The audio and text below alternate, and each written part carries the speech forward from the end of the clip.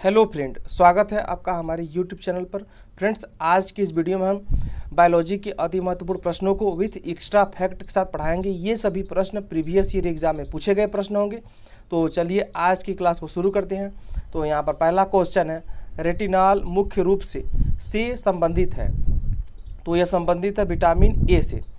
और आगे देखते हैं इस क्वेश्चन में एक्स्ट्रा फैक्ट। तो यहाँ पर है, विटामिन के रासायनिक नाम तथा कमी के प्रभाव निम्नवत हैं। विटामिन रासायनिक नाम, कमी के का प्रभाव।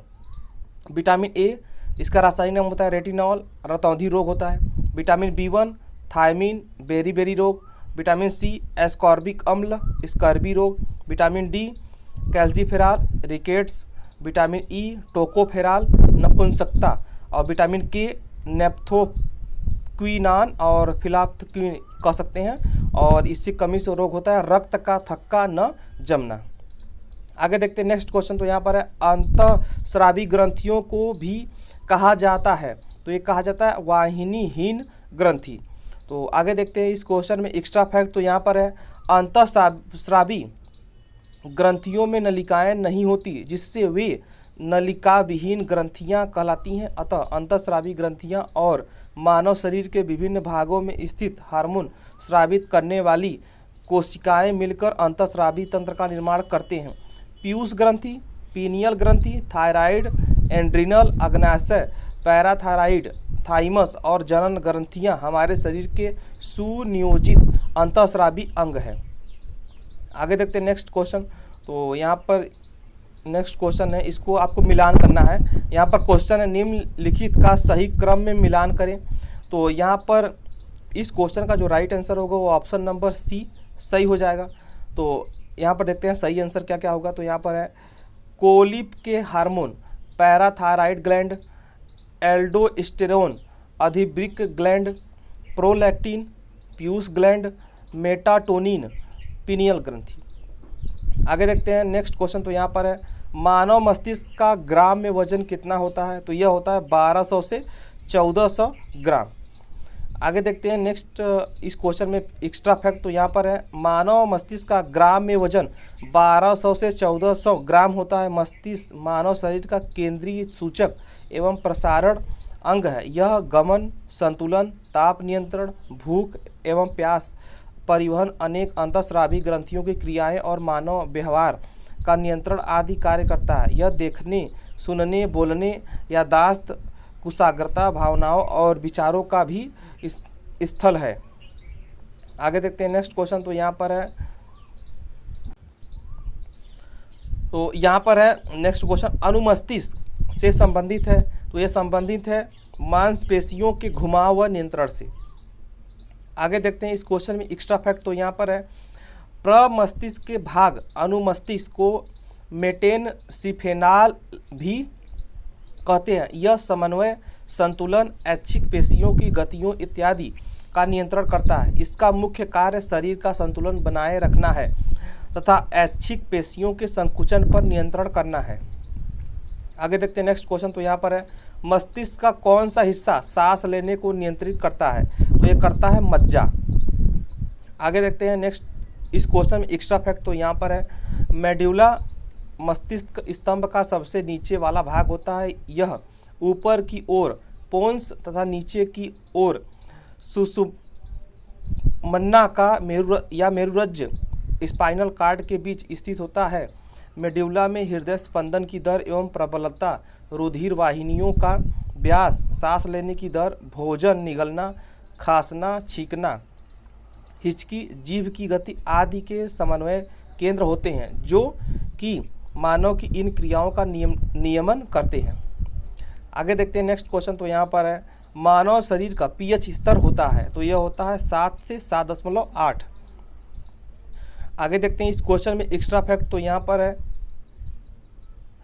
पीएच मान पदार्थों की अम्लीयता और क्षारीयता को व्यक्त करने का पैमाना होता है। इसका मान हाइड्रोजन आयन H+ के सांद्रण के व्युत्क्रम लघुगणक के बराबर होता है। पीएच का मान 0 से 14 के बीच होता है। जिस पदार्थ का पीएच मान 7 से कम होता है वह अम्लीय, 7 से अधिक होने पर क्षारीय, जबकि 7 के बराबर होने पर उदासीन होता है।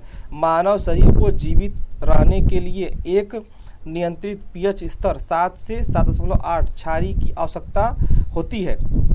मानव मूत्र का पीएच मान 5.5 से 7.5, मानव लार का पीएच मान 6.5 से 7.5 तथा मानव रक्त का पीएच मान 7.3 से 7.5 तक होता है। आगे देखते हैं नेक्स्ट क्वेश्चन, तो यहाँ पर है जंतुओं का सबसे बड़ा समूह है, तो यह है आर्थ्रोपोडा। आगे देखते हैं इस क्वेश्चन में एक्स्ट्रा फैक्ट, तो यहाँ पर है आर्थ्रोपोडा जंतुओं का सबसे बड़ा संघ है। आर्थ्रोपोडा संघ के प्राणियों की प्रजातियां पृथ्वी पर लगभग 2/3 मात्रा में पाई जाती हैं। इनका शरीर सिर, वक्ष तथा उदर में बटा होता है।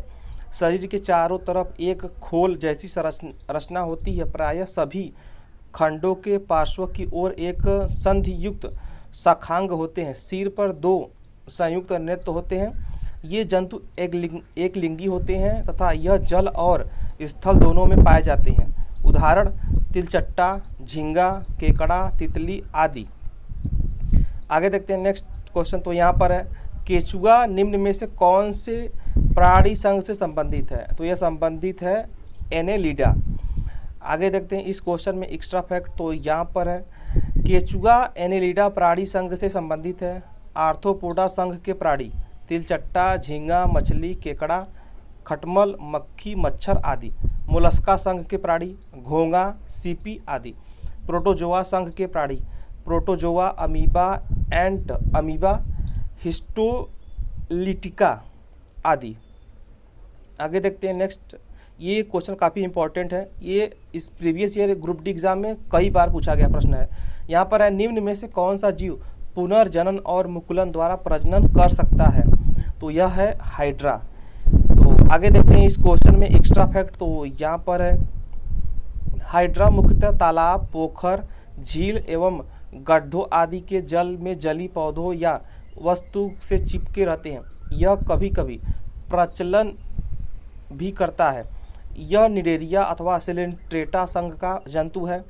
आगे देखते हैं हाइड्रा जंतु पुनर्भवन या पुनर्जनन, रीजनरेशन और मुकुलन, बडिंग द्वारा प्रजनन कर सकता है।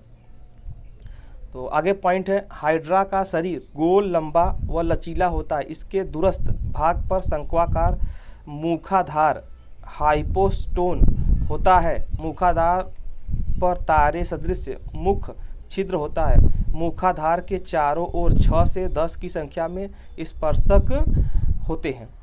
स्पर्शक हाइड्रा को प्रचलन व शिकार करने में सहायता करते हैं। आगे देखते हैं नेक्स्ट क्वेश्चन, तो यहाँ पर है कार्ल लिनियस को किस रूप में जाना जाता है, तो यह जाना जाता है फादर ऑफ टैक्सोनॉमी। आगे देखते हैं इस क्वेश्चन में एक्स्ट्रा फैक्ट, तो यहाँ पर है कार्ल लिनियस ने वर्गीकरण की जो प्रणाली शुरू की उसी से आधुनिक वर्गीकरण प्रणाली की नींव पड़ी। इसलिए उन्हें आधुनिक वर्गीकरण का पिता, फादर ऑफ मॉडर्न टैक्सोनॉमी कहा जाता है। 1753 ईस्वी में इन्होंने जीवों की द्विनाम पद्धति को प्रचलित किया। आगे देखते हैं नेक्स्ट क्वेश्चन, तो यहाँ पर है ऊतक का निर्माण मृत कोशिकाओं के संयोजन से होता है। तो इस क्वेश्चन का जो राइट आंसर होगा वो ऑप्शन नंबर ए सही हो जाएगा, स्क्लेरेन काइमा। ऊतक किसी जीव के शरीर में कोशिकाओं के ऐसे समूह को कहते हैं जिनकी उत्पत्ति एक समान हो तथा वे एक विशेष कार्य करती हों। स्क्लेरेन काइमा ऊतक का निर्माण मृत कोशिकाओं के संयोजन से होता है। पैरेंट काइमा कोशिकाओं की प्राथमिक भित्ति पतली होती है। आगे देखते हैं नेक्स्ट क्वेश्चन, तो यहाँ पर है पौधों में फ्लोएम का कार्य क्या होता है, तो यह होता है खाद्यों का प्रवाह। आगे देखते हैं और यहाँ पर एक्स्ट्रा फैक्ट, तो यहाँ पर फ्लोएम या बास्ट पौधों की जड़, तना एवं पत्तियों में पाया जाता है। यह पत्तियों द्वारा तैयार भोज्य पदार्थ को पौधों के विभिन्न भागों तक पहुँचाता है। यह एक संचायक ऊतक है जो पौधों को यांत्रिक संचयन प्रदान करता है। आगे देखते हैं नेक्स्ट क्वेश्चन, तो यहाँ पर है अधिक अंतरकोशीय प्रसार के लिए कोशिकाएं विरल रूप से संचरित होती हैं, तो यह होती हैं पैरेनकाइमा। आगे देखते हैं इस क्वेश्चन में एक्स्ट्रा फैक्ट, तो यहाँ पर है कोशिकाओं की कुछ परतें ऊतक के आधारीय पैकिंग का निर्माण करती हैं जिन्हें पैरेनकाइमा ऊतक कहते हैं, जो कि स्थायी ऊतक का एक प्रकार है। यह पतली कोशिका भित्ति वाली सरल कोशिकाओं का बना होता है। ये कोशिकाएं जीवित होती हैं। कुछ पैरेन्काइमा ऊतकों में क्लोरोफिल पाया जाता है, जिसके कारण प्रकाश संश्लेषण की क्रिया होती है। पैरेन्काइमा ऊतक में अधिक अंतरकोशिकीय प्रसार के लिए उसकी कोशिकाएं विरल रूप से संचरित होती हैं। जलीय पौधों में पैरेन्काइमा की कोशिकाओं के मध्य हवा की बड़ी गुहिकाएं होती हैं, जो पौधों को तैरने के लिए उत्प्लावन बल प्रदान करती हैं, जिसे एरेन्काइमा कहते हैं। आगे देखते हैं नेक्स्ट क्वेश्चन। तो यहाँ पर है स्थायी ऊतक के अंतर्गत वर्गीकृत किए जाते हैं। तो ये किए जाते हैं मेरिस्टेमेटिक विभाज्योतक। तो आगे देखते हैं इस क्वेश्चन में एक्स्ट्रा फैक्ट। तो यहाँ पर है स्क्लेरेन्काइमा, पैरेन्काइमा तथा कोलेन्काइमा विभाज्योतक के प्रकार हैं। विभाज्योतक ऊतक सामान्यतः पौधों के वर्धी भागों वेजिटेटिव पार्ट्स में पाए जाते हैं। इनके अंतर्गत कोशिकाओं के वे समूह आते हैं जिनमें विभाजन की क्षमता होती है। जब विभाज्योतक अपनी विभाजन की क्षमता खो देते हैं तो वे स्थायी ऊतक में बदल जाते हैं। तो आज की वीडियो में इतने प्रश्न थे।